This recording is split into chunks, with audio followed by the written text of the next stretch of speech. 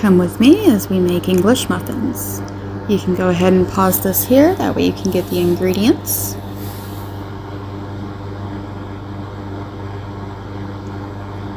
And on your liquid, your milk and your water, I do warm that up, so I'm going to put that into a little pot here. You don't want it too hot, just warm to the touch. You don't want enough heat that it's going to kill your starter. I do a little bit of warmth so it doesn't set my starter back. You are going to let this rise and double and ferment for 8 to 12 hours depending on your temperature in your home. The hotter it is, the faster it ferments. But about 8 to 12 hours until the dough has doubled. I do weigh everything out, that way it is a lot more accurate.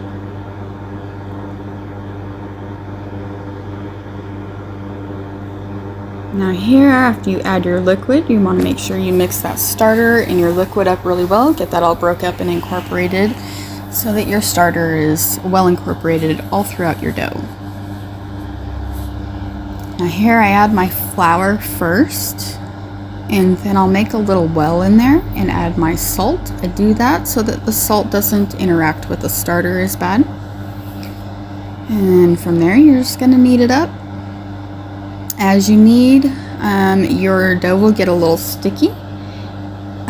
Just add flour here and there, little bits at a time, about a tablespoon or so at a time, and knead that in until it no longer gets sticky. You don't want to add too much and make it too dry, so just add it slowly. Incorporate it in as it sticks, add a little more, keep that going until it doesn't stick to your hands anymore. Now on this, you are going to knead it for a full 10 minutes. Yes, 10 minutes. You can use a stand mixer as well.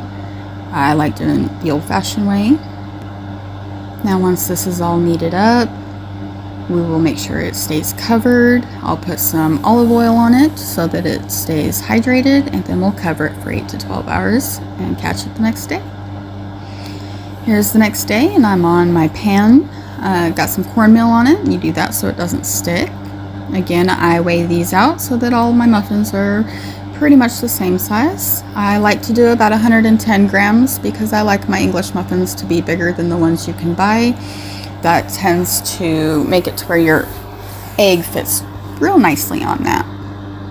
Now here I'm going to slow this down so you can see how I fold it. I just kind of press it out and then fold each corner into the center all the way around. And I just kind of roll it in my hands to stretch this top skin out and make it nice and round.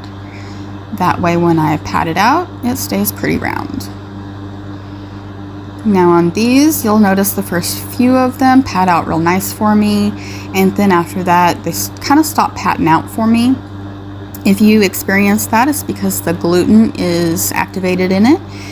You'll notice I'll just kind of set one to the side and I'll start measuring my other ones out. If you leave them set for just a minute, it'll relax the gluten and then they'll pat out a lot easier.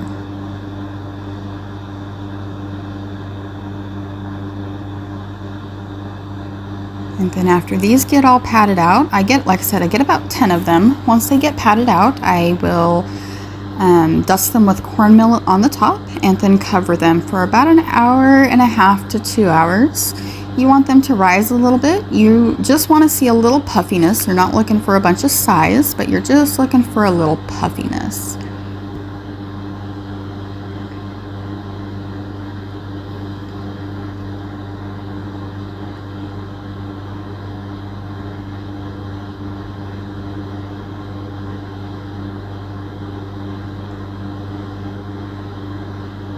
I roll that one up, set it to the side, roll my next one up, that way it can kind of relax.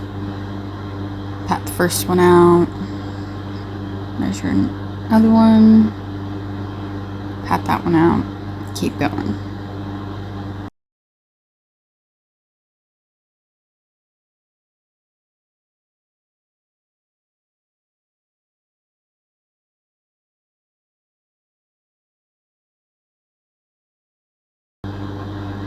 And here I forgot to cover them with cornmeal, so I'll uncover them and cover them with cornmeal and then recover them. I cover them with a towel just so that they don't dry out in that hour and a half to 2 hours while they're setting. Now in your skillet, you can either use olive oil like me, or you can do butter, whichever your preference.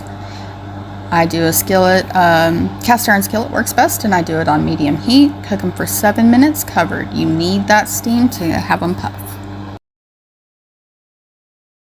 You can kind of tell they've puffed up. Once they're done cooking, you just put them on a wire rack to cool. I like to cool them, pre-cut them, and then wrap them up and freeze them. Makes great breakfast. Just grab them out and toast them.